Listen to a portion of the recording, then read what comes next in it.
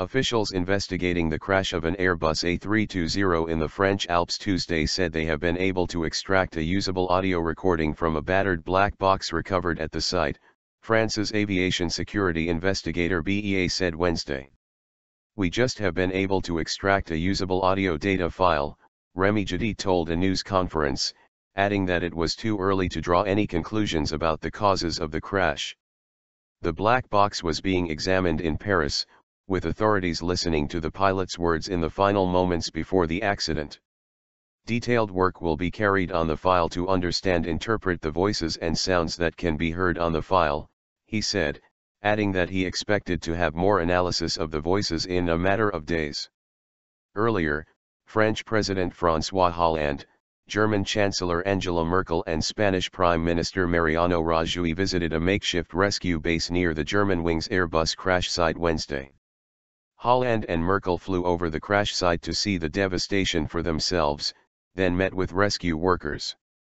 Rajoy also visited the center to be briefed on the grueling rescue operation where Flight 4U9525 crashed early Tuesday, scattering debris over a wide area. It is France's worst aviation disaster in 15 years. Hollande promised that French investigators would do everything to determine the cause of the crash that killed all 150 people aboard Germanwings Flight 4U9525. "Dear Angela, dear Mariano, rest assured, we will find out everything and we will shed full light on the circumstances of this catastrophe," Hollande told Merkel and Rajoy. A majority of victims were Germans or Spaniards. Hollande said the frame of a second black box had been found but that investigators were still searching for the box itself. However, Jouty would not confirm that any part of it had been recovered. Cause of crash.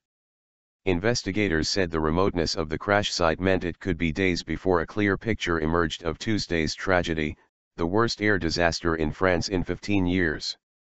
Carsten Spohr, chief executive of Germanwings' parent company Lufthansa, told reporters on Wednesday that the crash appeared inexplicable, since the plane had no technical problems and the pilot was experienced. Investigators will use the cockpit voice and flight data recorders to map out and focus their work, Alan Deal, a former air safety investigator, told the Associated Press. "Both will point you in directions of what is critical," Deal said. "The four possible causes of any crash are human error, mechanical problems, weather, criminal activity, or a combination of two or more."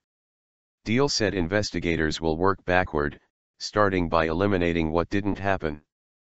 Witnesses on the ground said they did not see smoke coming from the plane. One area resident, Sébastien Giroud, told French radio he watched as the aircraft lost altitude. Giroud said he watched the plane for a few seconds, adding it was very low and that he knew right away there was a problem. Giroud said he was certain it would crash. Later, he received word that it had. Crash site was harrowing. Lufthansa chief executive Carsten Spohr, who visited the crash site, tweeted, "Seeing the site of the accident was harrowing." Later, Spohr told reporters in Frankfurt, "It is inexplicable this could happen to a plane free of technical problems and with an experienced, Lufthansa-trained pilot." The plane went down Tuesday morning without issuing any distress signals, while en route from Barcelona, Spain, to the German city of Düsseldorf. A definitive list of the 150 aboard the Germanwings Airbus plane that crashed into a rocky ravine in the Alps had yet to be produced, but it was already known the bulk of victims were German and Spanish, French Prime Minister Manuel Valls said Wednesday. Among the passengers was believed to be a pair of German opera singers, Kazakhstan-born Oleg Bryjak and German Maria Radner, as well as 16 German teenagers returning from a school trip. Two Iranian sports journalists Milad Hojadoleslami, who worked for the Tasnim news site, and Hussein Javadi, a reporter for the Vatan Emrouz newspaper also were listed among the victims. Booz Allen Hamilton, Inc., contractor Ivan Zelka and two other U.S. citizens were among the dead. State Department spokeswoman Jen Psaki confirmed that Zelka and her daughter, Emily, were on the flight and said a third U.S. citizen whose name was being withheld out of respect for the family, was on board. Act of terrorism unlikely.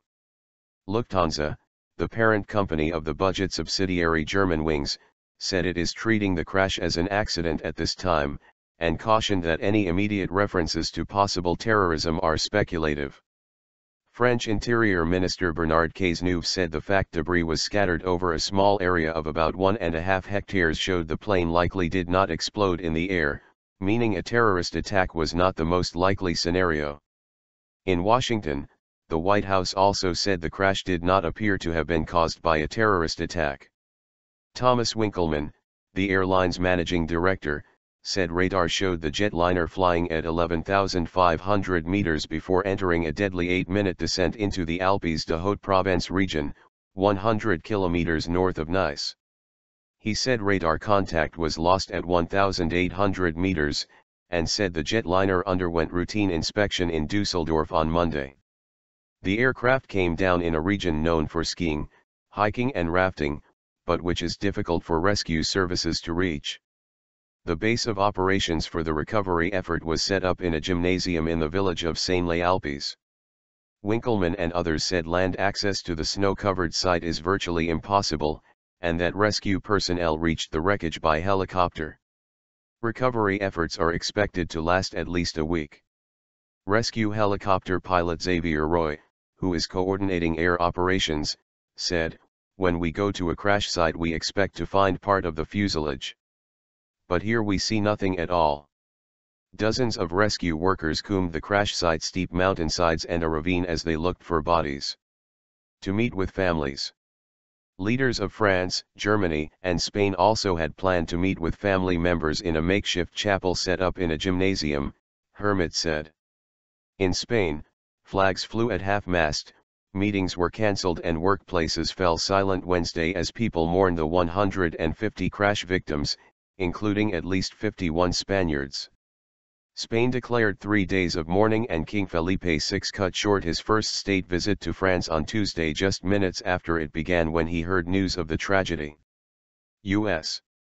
President Barack Obama offered condolences to our friends in Europe, especially the people of Germany and Spain. He also offered assistance from American officials. Speaking in Parliament, British Prime Minister David Cameron also offered condolences on Tuesday's crash that killed 150. "It is heartbreaking to hear about the school children, the babies, the families whose lives have been brought to an end," he said. Earlier, German Foreign Minister Frank-Walter Steinmeier, who viewed the crash site by air, called the scene a picture of horror. Lacking distress calls, the French Aviation Authority said air traffic controllers declared an emergency because they lost contact with the cockpit. Germanwings is a budget airline subsidiary of the German-based airline Lufthansa. The A320 aircraft that crashed was 24 years old and was at the upper end of its normal use as a commercial airliner. It had undergone a mechanical inspection on Monday.